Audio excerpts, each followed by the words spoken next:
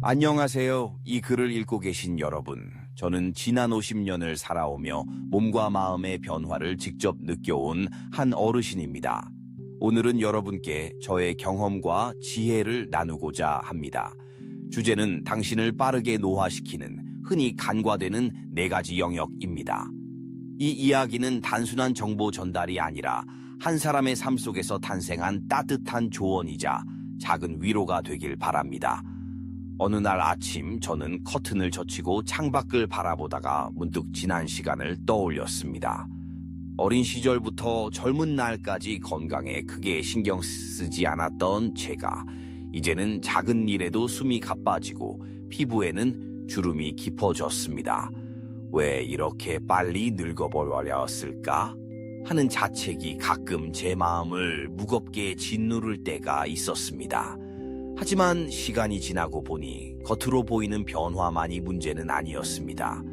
삶의 태도와 습관 속에 숨어있는 4가지 영역이 우리를 서서히 그러나 확실하게 노화로 이끈다는 사실을 깨달았습니다. 첫 번째 영역은 바로 마음속 스트레스와 부정적인 사고입니다. 제가 은퇴 후 아침마다 동네 공원 산책을 시작했을 때 이웃 할아버지 한 분을 알게 되었습니다. 그는 늘 걱정이 많아 보였습니다.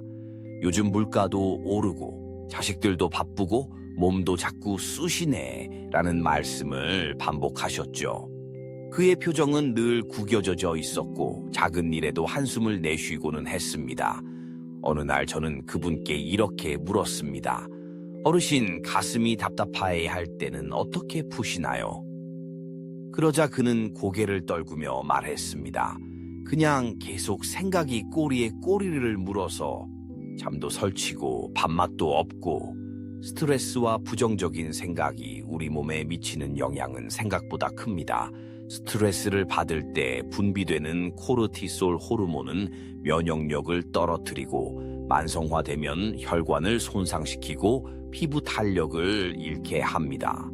실제로 저 자신도 작은 일에 마음이 흔들릴 때마다 등 허리가 차갑게 식는 듯하고 듣고 허리가 뻣뻣해지곤 했습니다.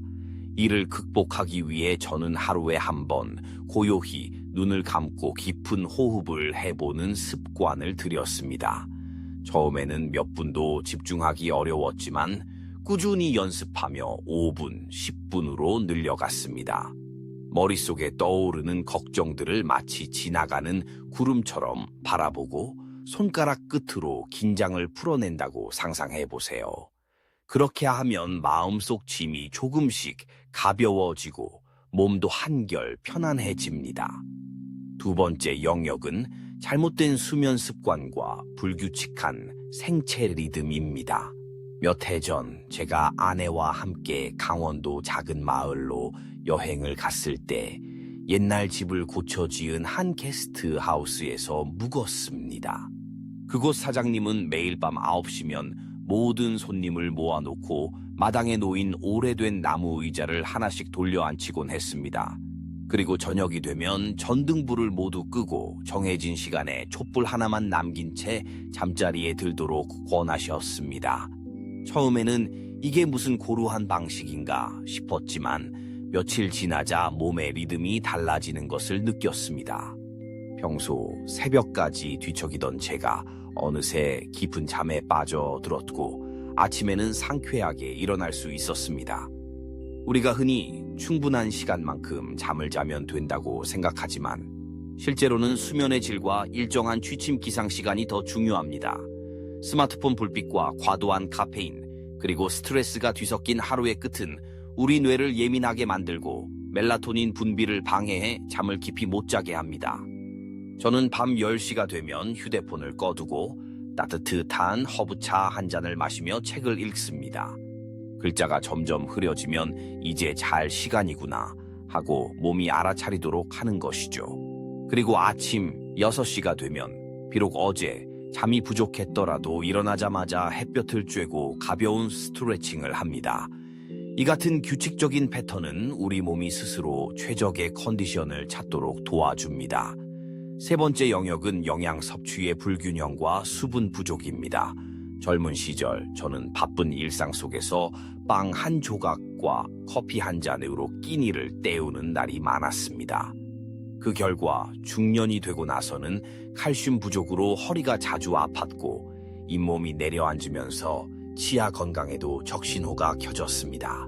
게다가 물을 마시는 양도 부족해 소변 보는 횟수가 줄어들고 피부가 푸석푸석해졌습니다. 우리 몸은 물과 영양소가 제때 공급될 때에야 활력을 유지합니다. 단백질은 근육과 뼈를 지탱하고 비타민과 미네랄은 세포 재생을 돕습니다. 저는 매일 밥상에 콩이나 두부 같은 식물성 단백질과 생선 계란 같은 동물성 단백질을 번갈아 올리고 제철 채소를 골고루 곁들이려고 노력합니다. 또한 새벽에 일어나 보리차를 끓여 두었다가 하루 종일 조금씩 마시는 습관을 들였습니다. 이따금 과일 한 조각을 간식으로 먹으면 식사 때 과도한 열량을 줄일 수 있어 좋았습니다. 무엇보다 중요한 것은 꾸준함입니다. 한 번에 완벽해지기보다 조금씩 식습관을 바꾸어 가다 보면 어느새 몸이 달라진다는 점을 꼭 기억하세요. 네 번째 영역은 고립과 사회적 연결의 부재입니다.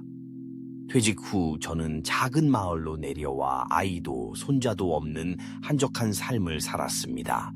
가끔은 세상과 나는 점점 멀어지고 있구나 하는 외로움에 가슴이 쓰라릴 때가 있었습니다. 그러다 마을 도서관에서 작은 모임을 알게 되었습니다. 매주 화요일마다 모여 함께 그림을 그리고 음악을 듣고 서로의 이야기를 나누는 자리였습니다. 그곳에서 만난 분들 중 한 분은 소리내어 웃는 법을 잊어버린 듯 보였지만 친구들 앞에서 옛날 연애담을 꺼낼 때면 얼굴이 환해졌습니다. 저는 그 모습을 보며 깨달았습니다. 사람은 혼자 살아도 함께 웃을 때 비로소 진짜 살아있음을 느낀다는 것을요. 연구에 따르면 사회적 고립은 신체 노화를 촉진하고 우울증과 치매 위험을 높인다고 합니다. 그래서 저는 주 1회라도 가까운 이웃을 찾아가 차 한 잔을 권하거나 전화라도 걸어 안부를 묻습니다. 그리고 예전 친구들에게 편지를 써서 작은 엽서를 보내는 일도 시작했습니다. 받고 나면 놀랍도록 기뻐했던 친구들의 목소리가 지금도 귓가에 맴돕니다. 이렇게 따뜻한 연결이 쌓일수록 마음은 젊어지고 몸도 한결 가뿐해집니다. 이제 4가지 영역, 스트레스 관리, 올바른 수면, 균형 잡힌 영양과 수분, 그리고 사회적 교류가 어떻게 얽혀 있는지 이야기해보려 합니다. 제가 경험한 바로는 이들 각각이 서로에게 영향을 주고받으며 시너지를 냅니다. 예를 들어 스트레스를 줄이면 마음이 편안해져 잠이 깊어지고 숙면을 취하면 식욕과 소화 기능이 좋아져 필요한 영양소를 충분히 흡수할 수 있습니다. 반대로 수면이 불규칙하면 피로가 쌓여 운동을 게을리하게 되고 몸이 무거워지면 사람 만나는 것도 꺼리게 되죠. 한 할머니의 이야기를 들려드릴게요. 그녀는 늘 밤늦게까지 텔레비전을 보며 잠들곤 했습니다. 그 결과 낮에는 나른함에 시달려 점심 식사로 빵과 과자만 먹었고 집에만 머무르며 이웃과도 점점 멀어졌습니다. 그러던 어느 날 그녀는 자신의 거울 속 얼굴에 깊어진 주름을 보고 눈물을 흘렸습니다. 하지만 작은 결심이 그녀의 삶을 바꿨습니다. 오늘부터는 7시에 불을 끄고 아침에는 동네 공원 벤치에 앉아 차를 마셔야지. 그렇게 시작한 규칙적인 패턴 덕분에 그녀의 피부톤이 밝아졌고 살이 빠지며 허리 통증도 사라졌습니다. 무엇보다 이웃센터에서 진행하는 책 읽기 모임에 참여하며 마음속 외로움도 녹아내렸다고 합니다. 여러분, 나이는 숫자에 불과하다고들 하지만 현실은 조금 다릅니다. 우리 몸과 마음은 매일 조금씩 변화를 겪고 작은 습관 하나가 시간을 따라 크게 쌓입니다. 이 글을 읽으시는 지금 이 순간에도 여러분은 여전히 배울 수 있고 바꿀 수 있으며 나아질 수 있습니다. 제가 드린 4가지 영역에 대해 조금씩 관심을 기울이시길 바랍니다. 그리고 혹시라도 한 번에 모두를 완벽히 해내지 못하더라도 자신을 탓하지 마세요. 대신 오늘 하루만 한 가지 작은 변화를 시도해 보세요. 깊은 호흡 한 번, 잠들기 전 촛불 하나 켜보기, 물 한 잔 더 마시기, 이웃에게 짧은 안부 문자 보내기. 이 네 가지 중 하나면 충분합니다. 마음의 평온이 몸을 다독이고 몸의 건강이 마음의 웃음을 선물합니다. 여러분의 삶이 조금 더 여유롭고 부드러워지길, 그리고 매일 거울 속 자신에게 따뜻한 미소를 지어주길 진심으로 바랍니다. 이 이야기가 여러분의 하루에 작은 위로가 되었기를, 그리고 앞으로의 날들이 더 건강하고 행복한 기억으로 가득하길 기원합니다. 감사합니다.